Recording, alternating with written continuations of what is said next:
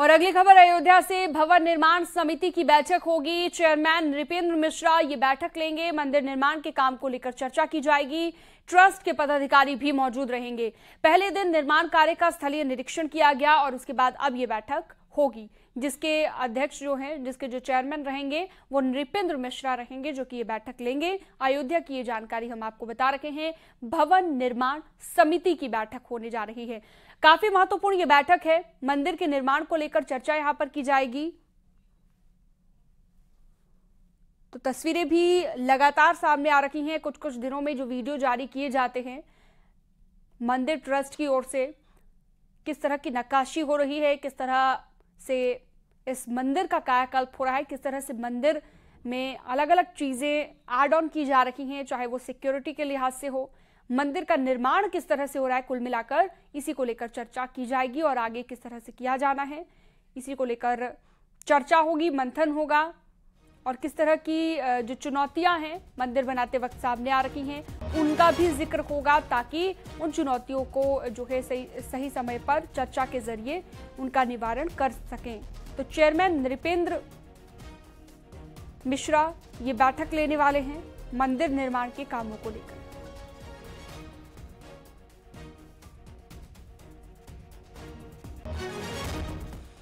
वहीं लखनऊ में core committee की बैठक सीएम आवास पर हुई। सीएम आवास पर बैठक में लोकसभा चुनाव के अभियानों को लेकर मंथन किया गया। सीएम आवास पर बैठक में सीएम योगी, बीएल संतोष, बीजेपी के प्रदेश अध्यक्ष भूपेंद्र चौधरी, महामंत्री संगठन धर्मपाल, डिप्टी सीएम ब्रजेश पाठक और डिप्टी सीएम केशव प्रसाद मौर्य भी यहां पर मौजूद रहे।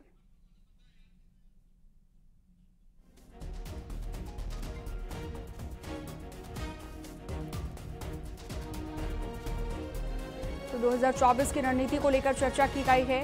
यूपी की 14 सीटों पर खास तौर पर फोकस किया गया है। बीएल संतोष ने विस्तारकों के साथ बैठक की है। मिशन 24 के तहत लगातार बीजेपी अलग अलग जगहों पर बैठकें कर रही है। तमाम जो कार्यकर्ता हैं, जो बड़े नेता हैं बीजेपी के, वो बैठक का हिस्सा बन रहे हैं और उनके जरिए अपनी रणनीति जनता तक किस तरह से अपनी उपलब्धियों को पहुंचाया जाए ये भी तय किया जा रहा है। तो बीएल संतोष की बड़ी बैठक लखनऊ में रही और ये बैठक की तस्वीर भी आप देख रहे हैं। तो लखनऊ से खबर हमने आपको जैसे कि बताई कि लोकसभा चुनाव 2024 को लेकर बीजेपी बड़ी तैयारी कर रही है। शनिवार को पार्टी के राष्ट्रीय महामंत्री बीएल संतोष ने बीजेपी संगठन से जुड़े लोगों के साथ बैठक की और यूपी बीजेपी के अध्यक्ष भूपेंद्र चौधरी ने कहा 2024 को लेकर पार्टी की रणनीति को लेकर मंथन किया गया है और साथ ही बीजेपी यूपी में 14 सीटों पर खास फोकस करने वाली है। वहीं बीजेपी के राष्ट्रीय महामंत्री संगठन बीएल संतोष 3 चरणों में बैठक करते दिखाई दिए। बताया जा रहा है कि बीएल संतोष ने प्रदेश पदाधिकारियों और क्षेत्रीय अध्यक्षों के साथ बैठक में लोकसभा चुनाव का रोड मैप तैयार कर लिया है। साथ ही बीएल संतोष ने विस्तारकों के साथ बैठक में बूथ स्तर तक फीडबैक लिया है। वहीं आज भी बीएल संतोष पार्टी पदाधिकारियों के साथ मीटिंग करेंगे।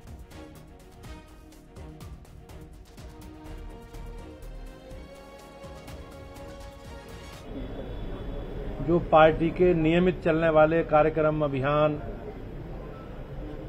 उनकी समीक्षा की है और आगामी दृष्टि से हमें क्या क्या करना है उनके दिशा निर्देश उन्होंने दिए। देश के यशस्वी प्रधानमंत्री जी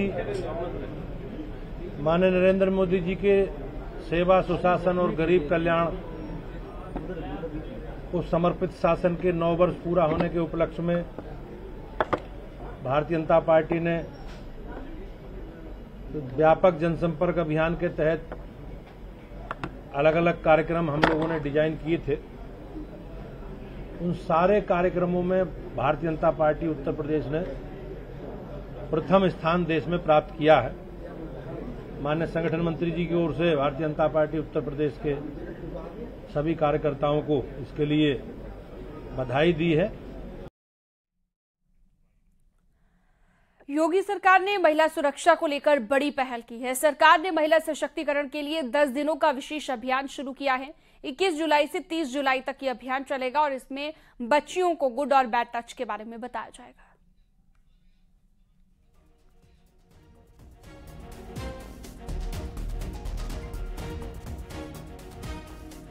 तो सरकार की एक बेहतरीन पहल मिशन शक्ति के तहत महाअभियान चलने वाला है।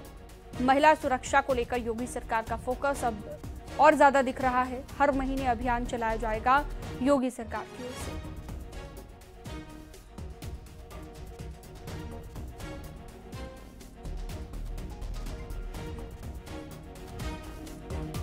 इक्कीस जुलाई से 30 जुलाई तक ये अभियान चलेगा। बेटियां गुड और बैड टच के बारे में सीख पाएंगी इस अभियान के जरिए। और सीमा और सचिन के मामले से जुड़ी एक बड़ी खबर आपको बता दें, जहां पर एटीएस ने सचिन मीना से पूछताछ की है और शनिवार को ये पूछताछ की गई है। सुबह 10 बजे सचिन को पूछताछ के लिए एटीएस लेकर गई थी और शाम को 5 बजे एटीएस ने सचिन को उसके घर पर छोड़ा है। वहीं सीमा की तबीयत बिगड़ने की वजह से घर पर उसका इलाज चल रहा है और शनिवार को उससे पूछताछ नहीं हुई है।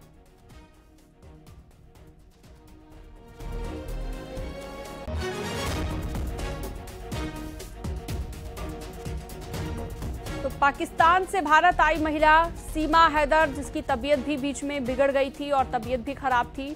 अब इसी को लेकर जानकारी हम आपको दे रहे हैं कि सचिन को एटीएस लेकर गई थी पूछताछ के लिए। सचिन से भी पूछताछ की गई है। सीमा की तबीयत बिगड़ने की वजह से घर पर उसका इलाज चल रहा है और शनिवार को उससे पूछताछ नहीं हुई है।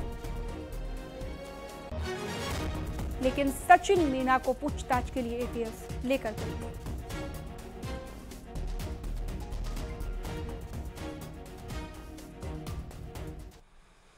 आगरा में बदमाश और पुलिस के बीच मुठभेड़ हुई है। इस मुठभेड़ में बदमाश के पैर में गोली लगी है। पुलिस ने घायल बदमाश को इलाज के लिए एसएन अस्पताल में भर्ती करवाया है। वांटेड अपराधी श्याम सुंदर के खिलाफ आगरा के अलग अलग थानों में मुकदमे दर्ज है और वो फरार चल रहा था। पुलिस ने उसके ऊपर 10,000 का इनाम भी घोषित किया हुआ था। चेकिंग के दौरान पुलिस ने उसे रोकने का प्रयास किया और बदमाश ने पुलिस पर फायरिंग कर दी। पुलिस ने जवाबी फायरिंग में जो गोली लगी है वो बदमाश के पैर में लगी। पुलिस ने मौके पर पहुंचकर मोटरसाइकिल, तमंचा और कारतूस बरामद कर लिया है।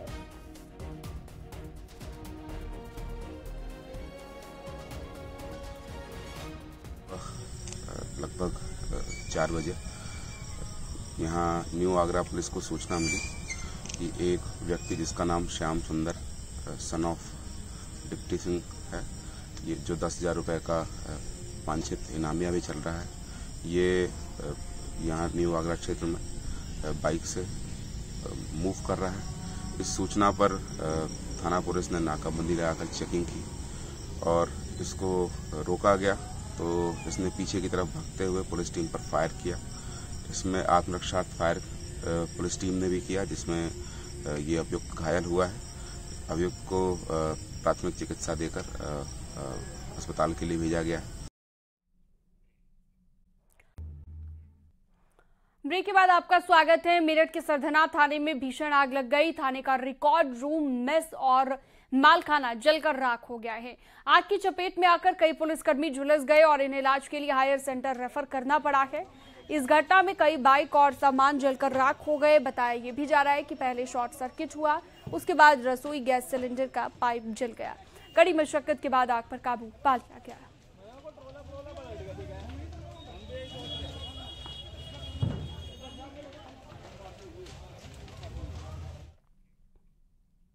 उन्नाव में सड़क को पार कर रही महिला को तेज रफ्तार बुलेट ने टक्कर मार दी। टक्कर से बुलेट में फंसकर महिला 50 मीटर तक घिसटती चली गई और कड़ी मशक्कत के बाद बुलेट का शॉकर काट कर महिला के पैर को बाहर निकाला गया। और कोतवाली गंगा घाट के मंगलम गेस्ट हाउस की ये घटना आपको बता रहे हैं।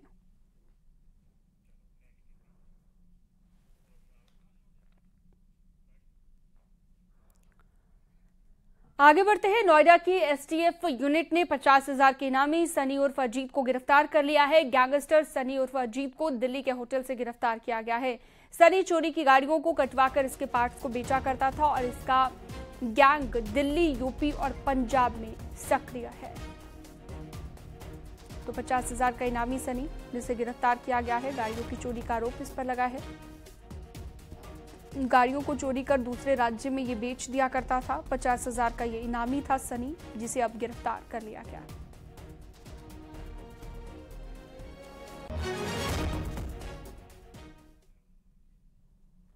हिंडन नदी में जलस्तर बढ़ने की वजह से गाजियाबाद के कई इलाकों में पानी घुस गया है। गांव तक पानी में जलमग्न हो गए हैं। गाजियाबाद के करेड़ा इलाके में घरों तक पानी पहुंच गया है और घरों में पानी घुसने की वजह से खेतों में लगी फसलें बर्बाद हो चुकी हैं।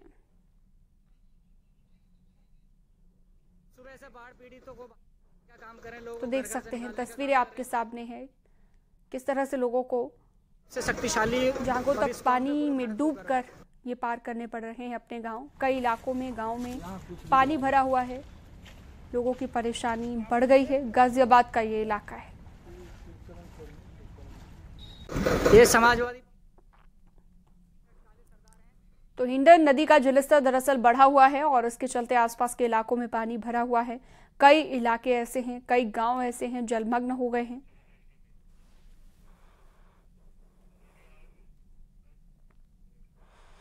और खबर अयोध्या से, रामानंद सागर की धारावाहिक रामायण में माता सीता का किरदार निभाने वाली अभिनेत्री दीपिका धर्मनगरी अयोध्या पहुंची और दीपिका ने राम जन्मभूमि पहुंचकर रामलला के दर्शन पूजन किए हैं और रामलला की आरती उतारी है। उसके बाद प्रसिद्ध सिद्धपीठ हनुमानगढ़ी पर पवन पुत्र बजरंग बली का आशीर्वाद लिया है।